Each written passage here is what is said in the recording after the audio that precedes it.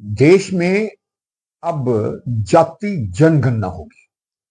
बुधवार को मोदी कैबिनेट की, देश के प्रधानमंत्री नरेंद्र मोदी जी की अध्यक्षता में कैबिनेट ने ये एक बहुत बड़ा फैसला लिया।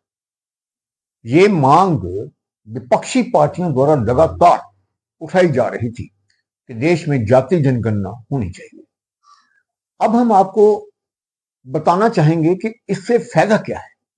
कांग्रेस पिछले काफी वर्षों से कांग्रेस इस मांग को लेकर केंद्र सरकार को घेरे हुए थी कि देश में जाति जनगणना होनी चाहिए।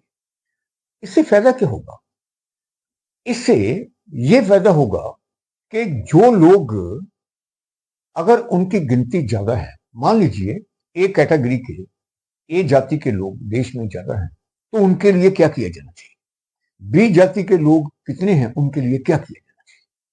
अगर ए जाति के लोग ज्यादा हैं तो क्या वो देश के विकास में उतना ही हिस्सा डाल रहे हैं? क्या उनके समाज में शिक्षा जो है वो उतनी ही तेजी से बढ़ रही है जितनी उनकी गिनती तेजी से बढ़ रही है?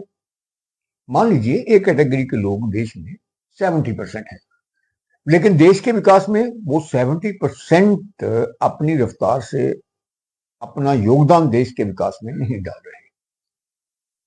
तो इसके लिए उपाय किए जाने होंगे अगर जाति जनगणना के आधार पर हम कोई भी सरकार फैसला लेगी।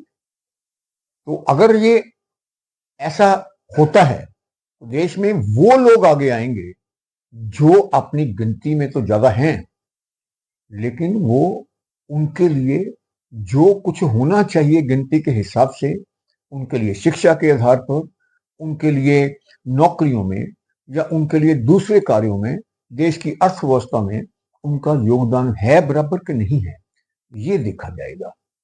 तो कल जो बुधवार था उसमें सरकार ने एक बहुत बड़ा दिल दिखाते हुए अपना, जिसको कहते हैं कि सरकार ने, मोदी सरकार ने विपक्षी पार्टियों की ये समझने की मांग मान ली और देश में जाति जनगणना जो है वो इस मांग को स्वीकार करे और इस मांग को अगले वर्ष यानी 2026 में जनगणना में शामिल किए जाने की उम्मीद है।